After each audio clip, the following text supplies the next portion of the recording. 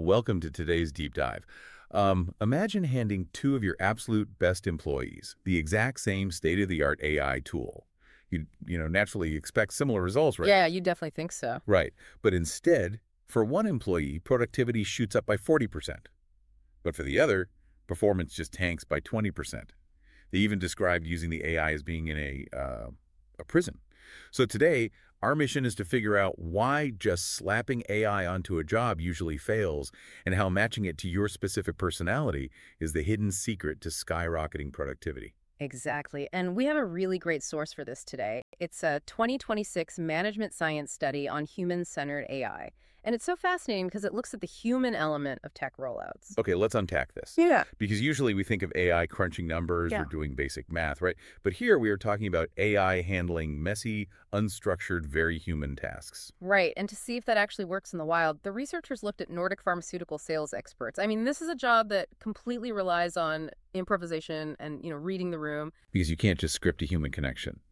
But the firm in this study, they actually rolled out this AI to tell the salespeople exactly which doctors to target and literally what to say to them. Yeah, they did. And you can imagine how that went over with seasoned experts. I mean, is forcing an experienced salesperson to follow an AI algorithm? Yeah. Is that like forcing a seasoned taxi driver to just blindly follow a GPS? Like, does it actually help or does it just completely kill their intuition?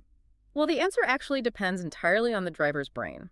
The researchers found out that the AI's success really hinges on how you tailor four specific work parameters. Okay, what are those parameters? They are procedures, authority, training, and incentives.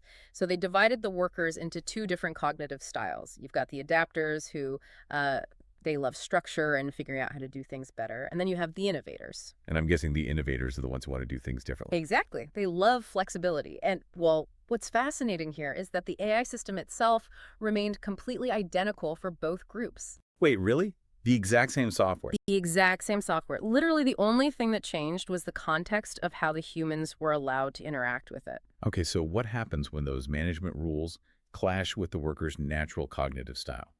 Like an innovator being forced to follow rigid procedures. Oh, it's an absolute disaster. When the AI interaction was untailored like that, their performance dropped by roughly 20%. Wow, a 20% penalty just for, like, bad vibes, basically. Pretty much. I mean, one Danish innovator in the study, they called the AI a super tool, but admitted that the rigid rules around it felt like a prison. It just totally killed their internal drive. Here's where it gets really interesting, though. You're saying the exact same AI caused a 20% penalty for some, but a huge boost for others, just based on management rules. Yeah. When the interaction was actually tailored to their cognitive styles, meaning giving the innovators flexibility of the adapter structure, sales meetings shot up by over 40%. That is a massive swing. But I have to push back a little bit here. How do you actually manage that in the real world? Like, you can't just have two totally different sets of HR rules and compliance standards for the same sales team. It definitely sounds chaotic. Right. It sounds like a nightmare for management. It does, but you really have to look at the cost of not doing it. Are you willing to lose 20% of your productivity just to keep your management structure uniform? That's a really fair point. So what does this all mean for you listening? It means that when your company inevitably rolls out a new AI tool, the tech itself is, it's really only half the battle. Exactly.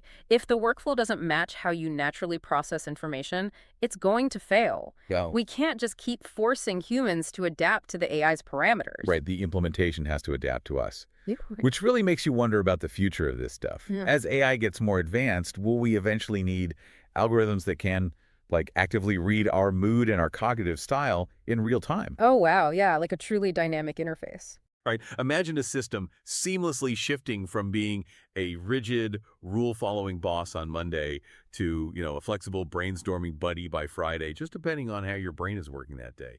Definitely something to ponder the next time a new platform is rolled out at your job.